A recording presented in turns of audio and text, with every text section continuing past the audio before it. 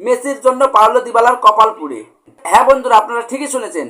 এক মেসির জন্য পাওলো দিবালা ঠিক মতন স্কোয়াডে জায়গাই পায় না। এই কথা আমার না, অনেক ফুটবল বিশেষজ্ঞরাই ভাবে।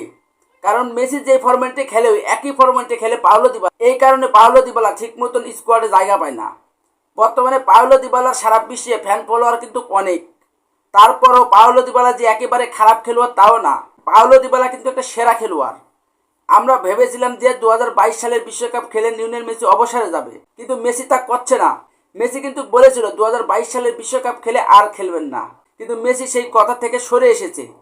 সব মিলে আমরা আশায় বুক বেঁধেছিলাম যে মেসি যদি না খেলে তাহলে পাওলো দিবালা তো 2026 সালে বিশ্বকাপ অটোমেটিক চয়েস হিসেবে থাকবে।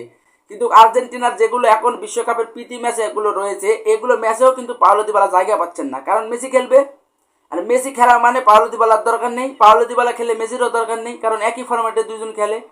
এই জন্য মেসির জন্য বারবারই কপাল পুড়ে পাওলো দিবালার। আর্জেন্টিনা 2026 সালের টিকিট অর্জন করে ফেলেছে, তাহলে আর তো চিন্তা কি? লিওনেল স্কলানিকে একবার ভাবা উচিত, কারণ মেসি তো সবসময়ই আগুন। বিশ্বকাপের মঞ্চে মেসিকে যখন নামাবে সে সকলই ভালো খেলবে। তাহলে পাওলো দিবালাকে প্রীতি ম্যাচগুলোতে সুযোগ দেওয়া উচিত। আপনার মতে কি কমেন্টে লিখে যাবেন, কারণ পাওলো দিবালা যদি প্রীতি ম্যাচগুলো তো ঠিক মতন যদি সুযোগ না পায় তাহলে কিন্তু বিশ্বকাপের মঞ্চে যে পাওলো দিবালা হঠাৎ করে ভালো খেলতে পারবে না। কারণ মেসি যদি 2026 সালে বিশ্বকাপের মঞ্চে কিছু ম্যাচ খেলে হঠাৎ করে যদি সিদ্ধান্ত নেয় যে আমি খেলবো না, কারণ মেসি কখন সিদ্ধান্ত নেবে অবসরের কেউ জানে না। কারণ মেসি নিজেই বলেছে আমার বডি ফিটনেস খেলার স্কিল সব কিছু যদি ঠিক থাকে তাহলে আমি 2026 সালের বিশ্বকাপ সম্পূর্ণ খেলে অবসর নেব। মেসি যদি হঠাৎ করে ইনজুরিতে পড়ে তাহলে মেসির পরিবর্তনে তো পাওলো দিবালাকে খেলাতে হবে। তাহলে পাওলো দিবালা এখন থেকে কিছু প্রীতি ম্যাচে সুযোগ পেলে সমস্যা কি? তাহলে স্কোয়াডে কেন লিওনেল স্কলানি রাখছেন না পাওলো দিবালাকে?